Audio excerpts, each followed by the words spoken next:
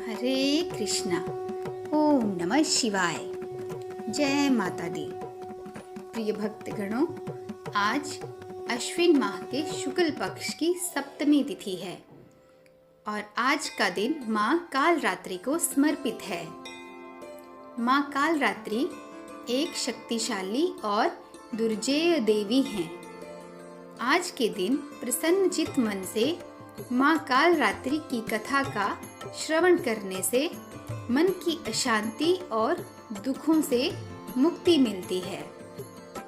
तो आज मैं सुनाने जा रही हूँ शारदीय नवरात्र में सुनी जाने वाली माँ कालरात्रि की अत्यंत दुर्लभ तथा पौराणिक कथा। साथ ही हम दुर्गा सप्तशती के 6 अध्याय का भी पाठ करेंगे, जिनका श्रवण अति अनिवार्य है। तो आप सभी भक्तगण इन कथाओं को बड़ी श्रद्धा तथा प्रसन्नचित्त मन से सुनिएगा। माँ कात्यायनी द्वारा महिषासुर के वध के बाद सभी लोकों में शांति बहाल हो गई। कई युगों और कल्पों तक सद्भाव कायम रहा, जब तक कि एक शक्तिशाली राक्षस फिर से सभी सद्भाव को बाधित करने के लिए नहीं उठे। दुर्गा सप्तशती में शक्तिशाली राक्षसों शुंभ और निशुंभ और देवी माँ के बीच युद्ध की मनोरम कहानी का वर्णन है। शुंभ और निशुंभ 2 शक्तिशाली राक्षस भाई थे, जो शक्ति और प्रभुत्व की तलाश में निकले थे। उन्होंने एक दुर्जेय सेना एकत्र की और देवताओं के स्वर्गीय क्षेत्र देवलोक पर आक्रमण शुरू कर दिया। अपनी ताकत और क्रूरता के साथ राक्षसों ने देवताओं को हरा दिया, उनके सिंहासन पर कब्जा कर लिया और देवलोक पर भी कब्जा कर लिया। अपनी स्थिति, शक्ति और यहाँ तक कि निवास स्थान के नुकसान से निराश होकर देवताओं ने मार्गदर्शन के लिए देवताओं के महान शासक इंद्र की ओर रुख किया। देवीय हस्तक्षेप की आवश्यकता को पहचानते हुए इंद्र भगवान शिव और उनकी पत्नी देवी पार्वती की सहायता लेने के लिए देवताओं को पवित्र हिमालय की ओर ले गए। भगवान शिव के निवास पर पहुंचकर देवताओं ने मुक्ति के लिए उत्साहपूर्वक प्रार्थना की। उनके हार्दिक प्रार्थना मां पार्वती तक गूंज उठी, जो उस समय स्नान कर रही थी। उनकी प्रार्थनाओं के जवाब में देवी पार्वती ने हस्तक्षेप करने और ब्रह्मांड को राक्षसों के अत्याचारी शासन से बचाने का फैसला किया। देवी पार्वती ने अपनी दिव्य बुद्धि से एक भव्य रूप बनाया, जिसे अंबिका के नाम से जाना जाता है। देवी अंबिका एक तेजस्वी और विस्मयकारी देवी थी, जो दिव्य हथियारों से सुशोभित थी और दिव्य प्राणियों से घिरी हुई थी। उसे दुष्ट राक्षसों का सामना करने और देवलोक में शांति बहाल करने के लिए अपार शक्ति प्रदान की गई थी। जैसे ही देवी अंबिका के नेतृत्व में दिव्य सेना युद्ध के मैदान की ओर बढ़ी, शुंभ और निशुंभ ने आसन खतरे का मुकाबला करने के लिए अपने सबसे दुर्जेय सेनापतियों चंदा और मुंडा को भेजा। राक्षसों का मानना था कि उनके सेनापति अजेय थे और किसी भी प्रतिद्वंदी को आसानी से हरा सकते थे, और यहाँ केवल एक कोमल महिला थी। हालांकि देवी अंबिका की दिव्य शक्ति बेजोड़ थी। उन्होंने युद्ध में सहायता के लिए एक उग्र और भयानक रूप काली, जिसे कालरात्रि भी कहा जाता है, उसे बुलाया। काली एक दुर्जेय देवी थी, जो अपार शक्ति और उग्रता बिखेरती थी। उनकी मदद से देवी अंबिका ने तेजी से चंदा और मुंडा को नष्ट कर दिया, जिससे राक्षस सेना स्तब्ध और निराश हो गई, जिससे उन्हें चामुंडा नाम मिला। अपने सेनापतियों की हानि से विचलित हुए बिना शुंभ और निशुंभ ने चामुंडा पर अपनी पूरी शक्ति लगा दी। राक्षसों और देवी के बीच युद्ध जारी रहा। आकाश ब्रह्मांडीय शक्तियों के टकराव का गवाह बना। देवी चंडी और देवी कालरात्रि पर विजय पाने की बेताब कोशिश में शुंभ और निशुंभ ने अब अपने सबसे दुर्जेय योद्धा रक्तबीज को बुलाया। रक्तबीज के पास एक अनोखी शक्ति थी, जिससे वह जमीन पर गिरने वाले अपने रक्त की प्रत्येक बूंद से खुद को गुणा कर सकता था। इसने उसे वस्तुतः अविनाशी बना दिया, क्योंकि उसके खून की हर बूंद जो जमीन पर गिरती थी केवल उसके अनगिनत क्लोनों को जन्म कर देती थी। देवी कालरात्रि ने अपनी अपार शक्ति और दृढ़ संकल्प के साथ रक्तबीज के खिलाफ बहादुरी से लड़ाई लड़ी। हालांकि उसके खून की हर बूंद के साथ जो जमीन को छूती थी, रक्तबीज कई गुना बढ़ गए और इस लड़ाई के गवाह बने देवताओं पर भारी पड़ गए। देवी प्रेरणा के एक क्षण में देवी कालरात्रि ने अपनी लंबी जीभ बढ़ाई और रक्त की बूंदों को पी लिया, उन्हें जमीन तक पहुंचने से रोक दिया। इस प्रकार रक्तबीज की शक्ति को निष्क्रिय कर दिया। उन्होंने उसे मार डाला। रक्तबीज पर विजय ने युद्ध में एक महत्वपूर्ण मोड़ ले लिया। राक्षसों को अपने प्रतिरोध की निरर्थकता का एहसास हुआ। हालांकि देवी कालरात्रि की उग्रता और विनाशकारी प्रकृति के कारण वह अपने रास्ते में आने वाले किसी भी व्यक्ति को मारना जारी रखती थी। कालरात्रि के विनाशकारी प्रकोप को देखकर देवताओं ने भगवान शिव से मदद की गुहार लगाई। उनके क्रोध को शांत करने के लिए भगवान शिव ने स्वयं को उनके पैरों के नीचे स्थापित कर दिया। यह महसूस होने पर कि उसने अनजाने में अपने पति पर कदम रख दिया है, कालरात्रि ने पश्चाताप में अपनी जीभ काट ली, जैसा कि उसके विभिन्न रूपों में दर्शाया जाता है।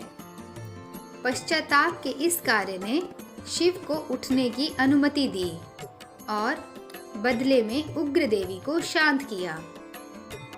अंत में अजेय देवी चंडी ने शुंभ और निशुंभ को सीधे एक भयंकर और निरंतर युद्ध में उलझा दिया और अपनी दिव्य शक्ति और रणनीति से उन पर विजय प्राप्त की।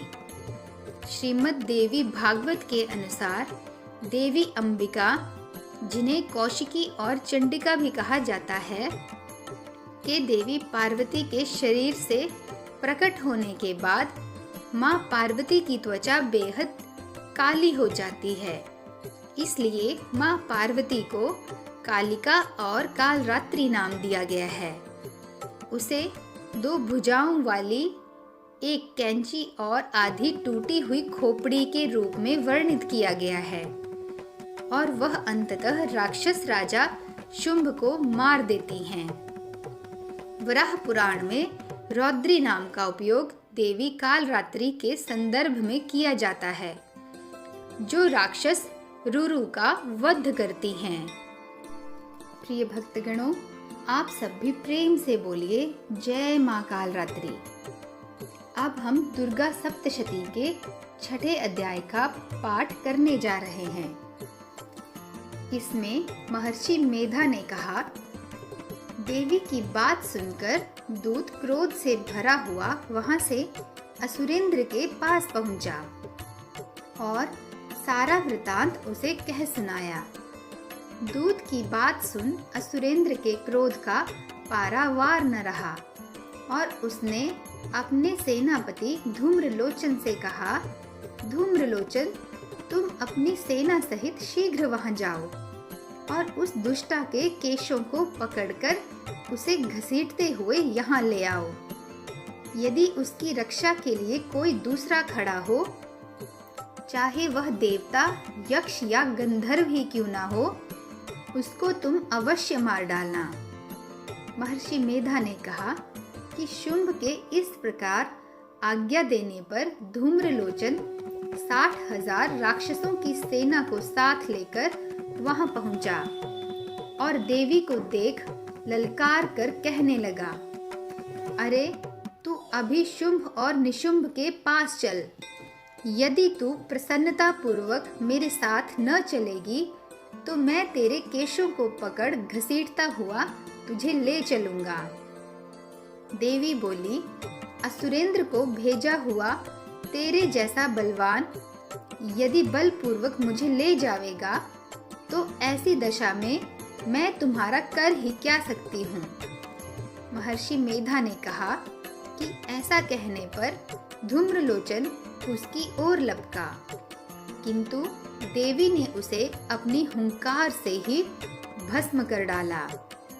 यह देखकर असुर सेना क्रुद्ध होकर देवी की ओर बढ़ी, परंतु अंबिका ने उन पर तीखे बाणों, शक्तियों और फरसों की वर्षा आरंभ कर दी। इतने में देवी का वाहन भी अपनी ग्रीवा के बालों को झटकता हुआ और बड़ा भारी शब्द करता हुआ असुर सेना में कूद पड़ा।